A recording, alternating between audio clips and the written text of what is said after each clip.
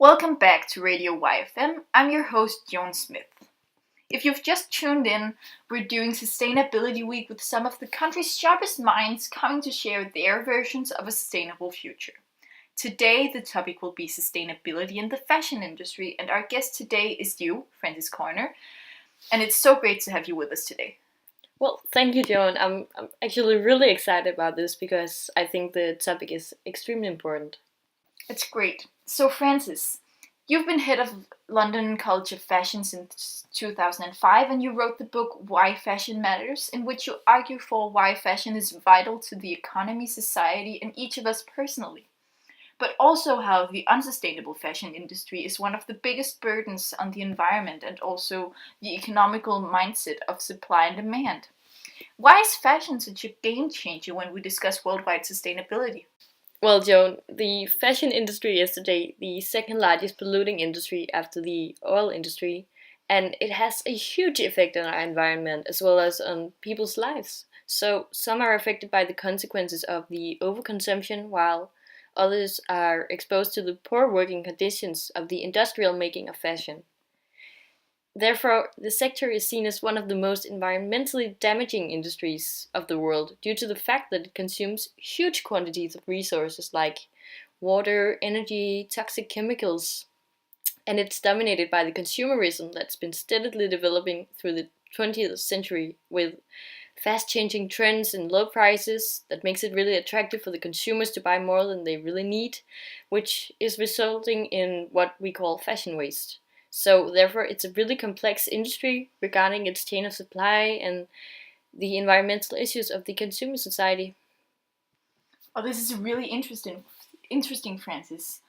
But how I see it is that the big factor is that makes fashion unique is how it affects everyone more or less, as far as we know. Man has been wearing clothing since the dawn of time and will probably keep wearing that until spacesuits become the norm. Yeah. So is it true that every person plays a role in this? If you buy, sell, and produce and design clothing. Yeah, definitely. I think that we as consumers have a huge responsibility because we're so involved as well.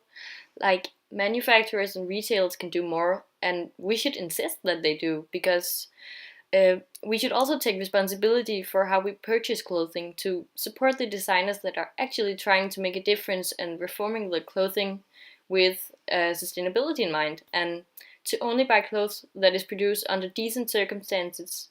So it's kind of the elephant in the room because we do in fact have many of the answers already to change the fashion industry, but no one insists that they be applied. So everybody has a responsibility in this. If you consume, if you buy, if you sell fashion, everybody. Wow, okay. So what you're saying is that the future of fashion is depending on both the consumers and the manufacturers, bringing us back to the supply and demand phenomenon. But there is a counter movement against this mass production called the slow fashion movement. This concept is an idea is to visualize the sustainability challenge of today's fashion industry and fight against overconsumption, securing fair treatment for the workers in the industry, and of course making an eco-friendly fashion revolution.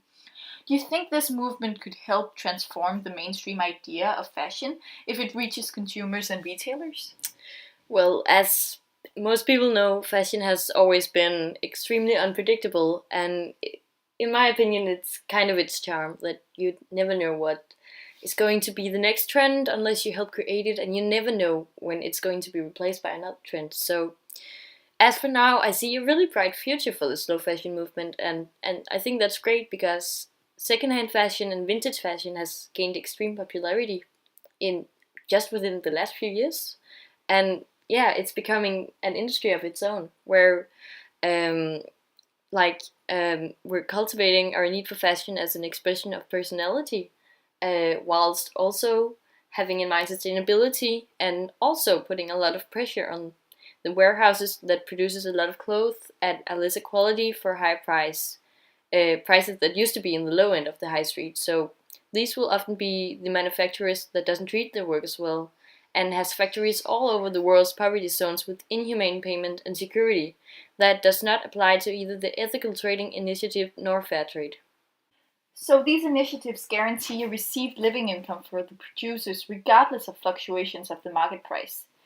And the profits are reinvested in community projects like schools, water initiatives, and so on. So is this a big step for the slow fashion movement? Yeah, it's definitely a big step because it's making the industry a more ethical place, more conscious place, and it's letting us leave this fashion footprint that we can be proud of. And as most of my personal life and many other people's lives revolves around fashion in one way or another, I think it's an incredible step for everybody involved.